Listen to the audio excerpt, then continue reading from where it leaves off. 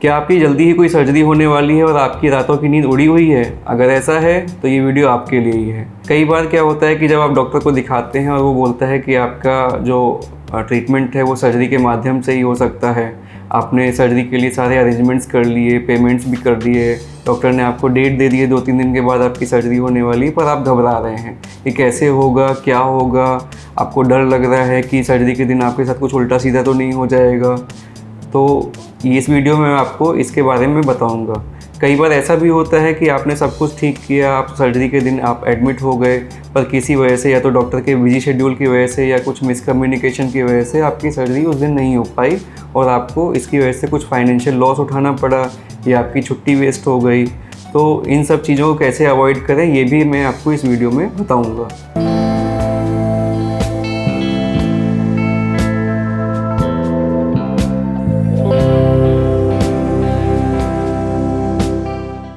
नमस्कार दोस्तों, मैं डॉक्टर विवेक गुप्ता एक बोर्ड सर्टिफाइड प्लास्टिक सर्जन हूं और अपने पिछले 7 साल के प्लास्टिक सर्जरी के अनुभव के द्वारा अपने मरीजों का कॉन्फिडेंस बढ़ाने में हेल्प कर रहा हूं। मेरे YouTube चैनल पर आपका तहे दिल से स्वागत है।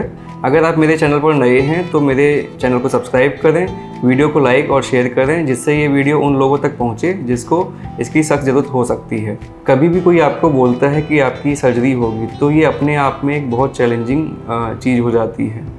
मेरे खुद के करियर में भी ऐसा होता है कि चूँकि हम प्लास्टिक सर्जन हैं और हमारे मैक्सिमम पेशेंट्स ऑपरेट ही होते हैं, तो हमें पेशेंट्स को एजुकेट करना होता है कि कैसे आप जो आपकी सर्जरी होने वाली है उसके स्ट्रेस को कम रखें और किस तरह से सर्जरी के लिए वेल प्रिपेयर्ड हो ताकि आपके पोस्ट ऑपरेटिव कॉम्प्लिकेशन कम से कम हो, सर्जरी के दौरान आपको डिस्कम्फर्ट या एंजाइटी कम से कम हो।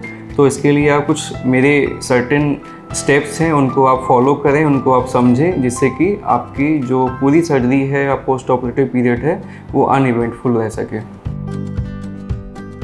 सबसे पहली एडवाइस है फास्टिंग इंस्ट्रक्शंस को फॉलो करना। अगर आपकी सर्जरी लोकल एनेस्थीसिया में होती है तो इसका खाने से कोई रिलेशन नहीं होता है।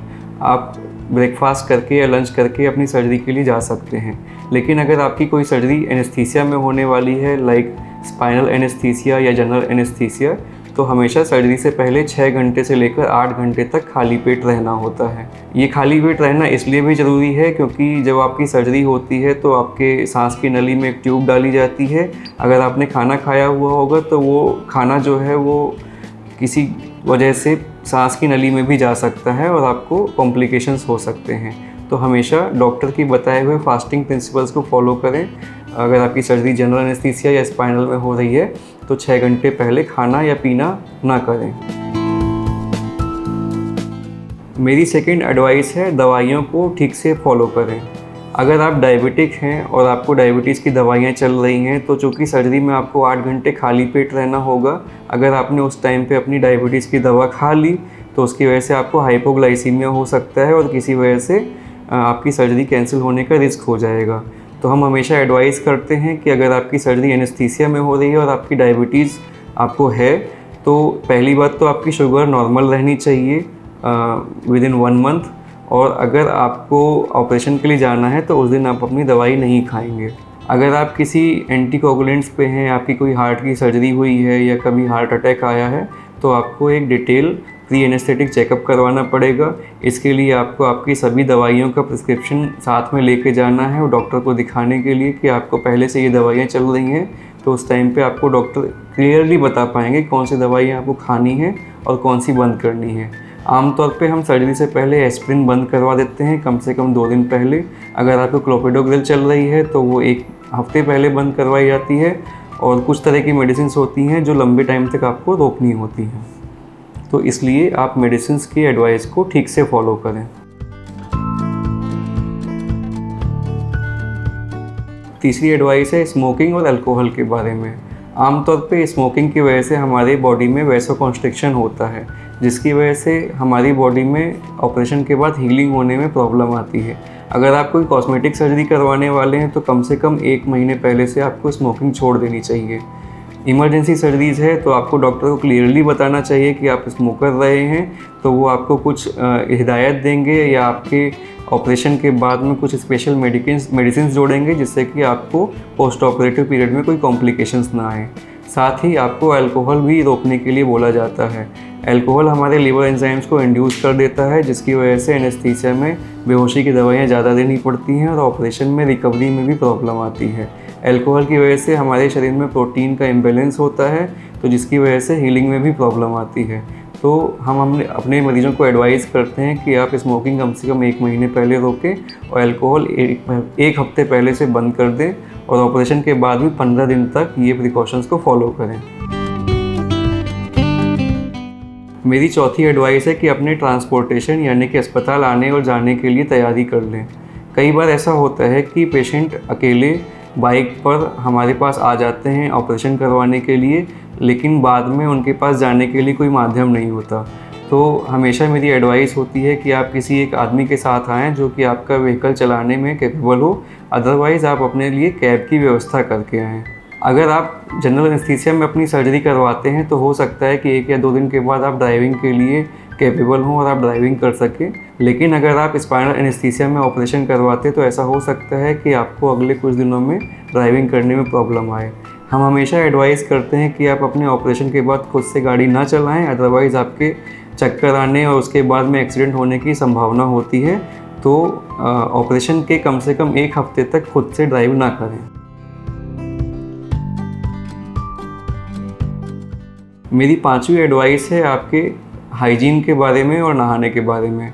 हम हमेशा हमारे मरीजों को ऑपरेशन के दिन नहा कर आने की सलाह देते हैं, क्योंकि स्किन हमारे एक्सटर्नल एनवायरनमेंट से एक्सपोज होती है, उस पर बहुत सारे अमाउंट में बैक्टीरियाज होते हैं और अदर टाइप्स के माइक्रो ऑर्गेनिज़म होते हैं। तो अगर आप नहा कर आते हैं तो ये लोड कम होता है और इसकी वजह से सर्जरी में होने वाली इन्फेक्शन की संभावना भी कम होती है। अगर आपको पहले से स्किन पर कोई फंगल इन्फेक्शन है या कोई बैक्टीरियल इन्फेक्शन है तो ये आप डॉक्टर को इन्फॉर्म करें। तो इसके लिए डॉक्टर आपको कुछ मेडिसिन सजेस्ट करेंगे जिसको आप टाइम पर लें, ताकि आपका इन्फेक्शन है वो मिनिमम रहे और आपको सर्जिकल कॉम्प्लिकेशन कम से कम हो।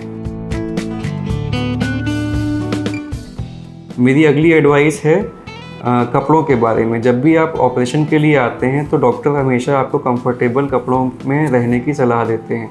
आप कभी भी जीन्स पैंट पहनकर ना आएँ, क्योंकि उसमें फिर आपको प्रॉब्लम हो सकती है। हम हमेशा एडवाइस करते हैं कि आप एक लोअर में और एक टी-शर्ट में आएँ। अगर आप हेयर ट्रांसप्लांट करवाने आए हैं तो हम सलाह देते हैं कि आप हमेशा शर्ट पहन कर आएँ, जिसको कि आराम से खोला या उतारा जा सके, क्योंकि हेयर ट्रांसप्लांट करने के बाद आपके सिर पर जो ट्रांसप्लांटेड बाल होंगे वो टी-शर्ट और बनियान को उतारने या पहनने के चक्कर में डैमेज हो सकते हैं। मेरी अगली एडवाइस है ज्वेलरी एंड एक्सेसरीज़ के बारे में। हम हमेशा हमारे मरीजों को एडवाइस करते हैं कि आप मिनिमम ज्वेलरी पहन के आएँ, अपने सारे गहने अपने घर पर ही उतार कर आएँ, या फिर ऑपरेशन रूम में जाने से पहले वो सारे गहने उतार करके अपने किसी रिलेटिव को हैंड ओवर कर दें। इससे ये होगा कि आपका उन गहनों के चोरी होने का खतरा नहीं रहेगा। और दूसरा, कभी कभी अगर कोई गहना गलती से छूट जाता है तो ऑपरेशन रूम में आपके साथ कुछ हैज़ार्ड हो सकते हैं। तो इसलिए हमेशा पेशेंट से ये कहा जाता है कि आप ज्वेलरी पहन कर ना आएँ, इवन अपने घड़ी, अपने ब्रेसलेट ये सब उतार करके ही आएँ। इन सारी एडवाइस के अलावा सर्जन आपको आपकी सर्जरी से रिलेटेड स्पेसिफिक सलाह भी देते हैं, जिसको आपको फॉलो करना ज़रूरी है। जैसे कि गायनेकोमेस्टिया या लाइपोसक्शन सर्जरी में आपको प्रेशर गारमेंट पहले से बनवा के रखना होता है। आपकी अगर कोई स्किन ग्राफ्टिंग हो तो आपका कोई फंगल इन्फेक्शन नहीं होना चाहिए। इस तरह की स्पेसिफिक एडवाइस डॉक्टर आपको देते हैं। आपकी अगर कोई आंत की सर्जरी हुई है तो उसमें बॉवल प्रिपरेशन की सलाह दी जाती है, जिसमें आपको एक रात पहले से कुछ स्पेशल लिक्विड पीना होता है ताकि आपकी आंतें साफ़ रह सकें। तो हर सर्जरी की एक स्पेशल प्री ऑपरेटिव एडवाइस होती है जिसको आपको सही से फॉलो करना है।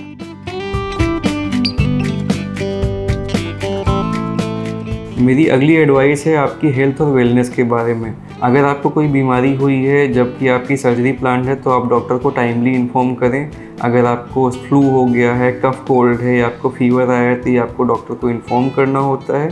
डॉक्टर उस हिसाब से आपका ऑपरेशन का प्लान एडजस्ट या चेंज करेंगे। मेरी अगली एडवाइस है पेपर वर्क के बारे में।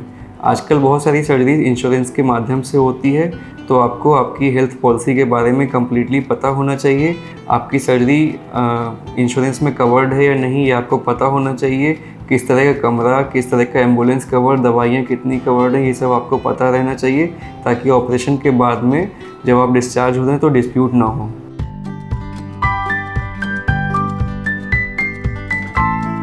मेरी अगली एडवाइस है कि आपको आपकी प्रोसीजर के बारे में सब कुछ पता होना चाहिए। अगर आप कोई प्रोसीजर करवाने वाले हैं तो आमतौर पे गूगल पे सब तरह का डेटा इसके बारे में उपलब्ध है, आपको उसके बारे में पढ़ना चाहिए, एक बार नेट पे सर्च कर लेना चाहिए। उससे आपको कुछ ऐसी चीज़ें भी पता चल सकती है जो हो सकता है डॉक्टर आपको बताना भूल गए हों, तो आप उसको फॉलो कर सकते हैं या फिर डॉक्टर से कंफर्म कर सकते हैं। मेरी अगली एडवाइस है कि आप अपने ऑपरेशन के लिए टाइम पर पहुँचें। एक OT डे डॉक्टर के अस्पताल के लिए बहुत ही पैनिक सिचुएशन होती है, जिसमें बहुत सारे पेशेंट्स का ऑपरेशन किया जाना होता है। इसमें एक पर्टिकुलर सेट ऑफ प्रोसीजर्स होते हैं जो एक के बाद एक करने होते हैं। अगर आप अपने सर्जरी के लिए टाइम पर नहीं पहुंचते हैं तो वो सारे प्रोसीजर्स डिले होते हैं। कई बार आपकी सर्जरी के बाद में दूसरी सर्जरी होती है, तो अगर आप ही लेट पहुंचे तो फिर दूसरी सर्जरी होने में प्रॉब्लम होती है, और इस वजह से पूरी की पूरी सर्जिकल टीम और हॉस्पिटल का जो शेड्यूल है वो ख़राब होता है। तो हमेशा अपनी सर्जरी के लिए बताए हुए टाइम से थोड़ा पहले ही पहुँचें।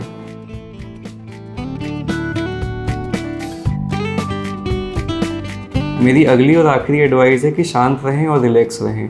सर्जरी वैसे भी एक साइकोलॉजिकली डिस्टर्बिंग सिचुएशन होती है, इसलिए आप ज़्यादा लोगों से इसके बारे में बात ना करें, शांत रहें, मेडिटेशन करें। अगर आपको फिर भी एंजाइटी हो रही है तो आप डॉक्टर से डिस्कस करें, वो आपको कुछ मेडिसिन देंगे जिससे कि आपको पेट में गैस न बने, रात में ठीक से नींद आए।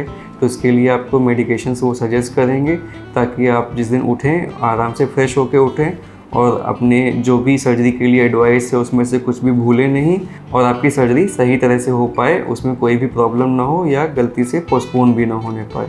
इसलिए आपका शांत, फोकस और रिलैक्स होना बहुत ज़रूरी है। वीडियो को पूरा देखने के लिए धन्यवाद। अगर आपका कोई प्रश्न है या कोई डाउट है या कोई मिथ आपको क्लियर करनी है तो कमेंट बॉक्स में लिखें, मैं आपके कमेंट्स का पर्सनली जवाब देता हूँ।